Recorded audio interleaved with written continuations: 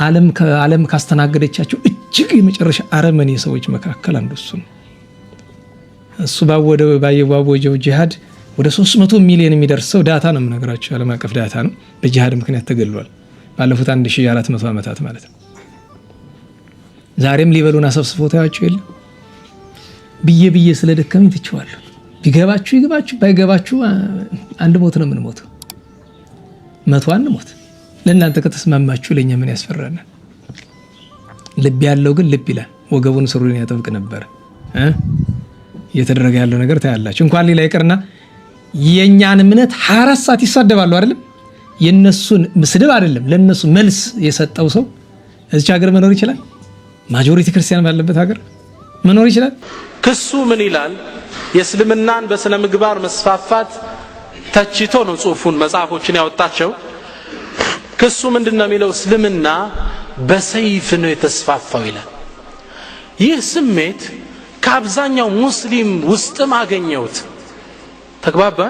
ከሚሰማቸው ጦርነት አለ፣ የሚያየውን ፊልም ያ ነው የጂሃድ ጦርነት፣ የጂሃድ ፊልም ነው የሚል ገና አሪሳላ ፊልም ስትጠይቀው የጂሃድ ፊልም አይተሃል ይልሃል። ይህ ፊሊንግ እኛ ውስጥ አለ። እስኪ በእውቀት መነጽር እንመልከተው። እውን እስልምና በሰይፍ ነው ወይ የተስፋፋው? ነቢያችን ሰለላሁ ዐለይሂ ወሰለም ተልከው ወደ አኺራ እስከሄዱበት ድረስ ምን ያህል ሰው ሞቷል? ቁጥራዊ ሰነድ ዛሬ አስቀምጥላችኋለሁ። የነቢያችን ሰለላሁ ዐለይሂ ወሰለም የዳዕዋ ቆይታ ጠቅላላ 23 ዓመት ነው። መካ ውስጥ የመካ ዘመን የሚባለው 13 ዓመት፣ መዲና ውስጥ ስንት? 10 ዓመት። መካ ውስጥ ሰይፍ መዘዋል ወይ? እስኪ እንመልከት። መካ ውስጥ ነቢያችን ሰለላሁ ዐለይሂ ወሰለም 13 ዓመት ሲቆዩ ይዘውት የተነሱት ሐሳብ እንጂ ሰይፍ አልነበር። ቁሉ ላ ኢላሃ ኢላላህ ትፍሊሑ፣ ላ ኢላሃ ኢላላህ በሉ ነበር። ያኔ በሳቸውና በተከታይ ላይ ነበር ሰይፍ የተመዘዘው አይደለም። እነ ቢላል አልተደበደቡ? ስንቱ ሰሃባ ተንገላቷል። የሞራል የአካል አደጋ ስንት ደርሶበታል። የነብዩ ያኔ ጥሪ ምንድነው ነበር? መካ ውስጥ ለኩም ዲኑኩም ወሊየ ዲን፣ የእምነት ነፃነት ይከበር፣ የሐሳብ ነፃነት ይከበር። ለእናንተ እምነታችሁ አለ፣ ለእኔም አለኝ። የኔን አታመልኩም፣ የእናንተን አላመልክም። በዚህም ታይም መስለም ነበር የሚያስገድለው። ስለዚህ የመካውን ታሪክ እንዲያርገን ንዝጋው። የተናገሩት ነገር ስተት መሆኑን ለመጠቆም የመዲና ቆይታቸውስ የነቢያችን የመዲና ቆይታቸውና ዘመቻቸውን እስኪ እንዳሰብ። ቁረይሾች ነቢያችን ሰለላሁ ዐለይሂ ወሰለም መዲና ውስጥ ጥሩ ቦታ ይዘው መደላደላቸውን ሲያዩ ቁጭት አላስቀመጣቸው። ለመዲና ነዋሪያን ላኩ። ምን ብለው? ሙሐመድን ካላስወጣችሁ እንዘምትባችኋለን።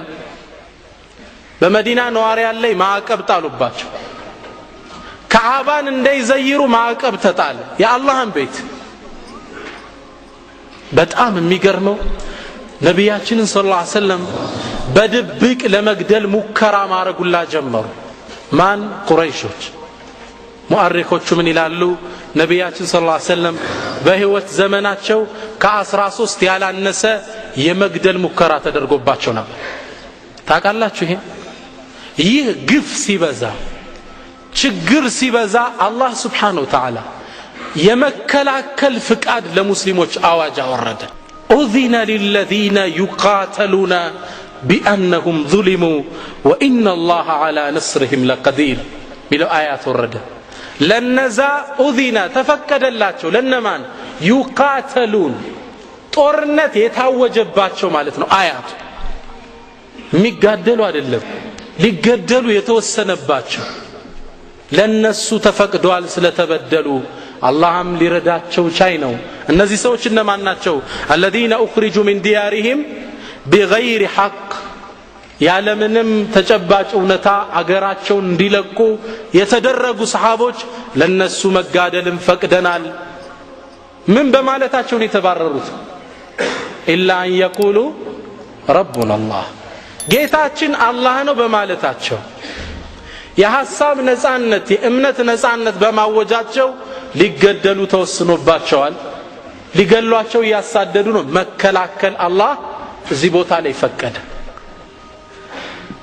በደንብ ከስሩ ለማየት ዳታዎችን ሰጣቸዋለሁ ቁጥሮችን ነብያችን ሰለላሁ ዐለይሂ ወሰለም ባደረጓቸው ጦርነት ውስጥ ምን ያህል ሙስሊም ያልሆነ አካልና ሙስሊም ሸሂድ ሆኗል የሚለው እናያለን በድር ዘመቻ ላይ ከሙስሊሞች መስዋዕት የሆኑት 13 ነው ከነሱ 7 እንደምረዋለን ምን ያህል እብለት ቅጥፈትኛ ላይ እንደሚናገሩ እንድታቁ ሁለተኛ ኡሁድ ላይ ሙስሊሙ ላይ 70 ሸሂድ ሆነ እነሱ 22 ሰው አህዛብ ላይ ሙስሊሙ 6 እነሱ 3 በኒ ሙስጠሊቅ ላይ ሙስሊሙ 0 ከነሱ 3 ኸይበር ላይ ሙስሊሙ 19 ሸሂድ ሆኑ ከነሱ ምንም ሙታን የለም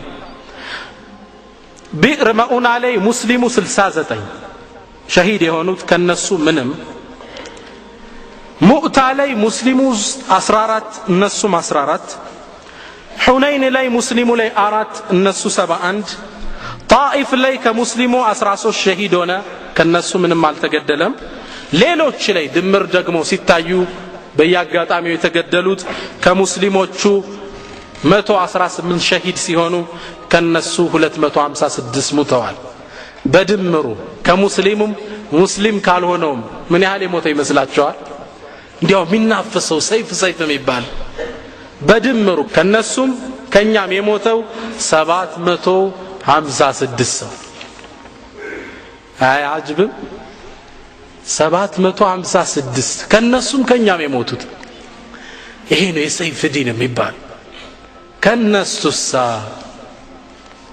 በሁለተኛው ዓለም ጦርነት ብቻ በግፍ ሰቆቃ የተገደለው ህዝብ 50 ሚሊዮን ነው 50 ሚሊዮን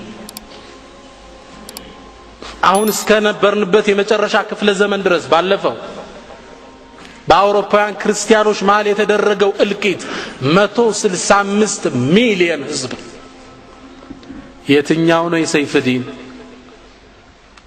ይህ አጉል ብለት ነው እኔ የሚሊኒየሙኑ ቅጥፈት ብየዋል የእስልምናን ጥሩ ኢሜጅ ለማበላሸት ነው ይሄን ያደረጉ ያሉት አሁን ሳላችኋለሁ እኔ ይሄን ሲሉን አሁን ሰይፍ መዘናን ተመዞብን ነው ያለ አይደል ኢራቅ ላይ ቦምብ ይወርዳል አፍጋኒስታን ላይ ይዘንባል ግን እየሰለመ ነው አሁንስ በምን ያመጣ ነው መልሳላችሁ አንድ አሜሪካዊ የሆነ ወንድም መጥቶ ነበር ሴፕቴምበር 11 ህንጻው እንደፈረሰ አካባቢ በዛ አመት አለ 20,000 ነጭ አሜሪካውያን ብቻ እስልምናን ተቀበሏል በዛውን ክስተት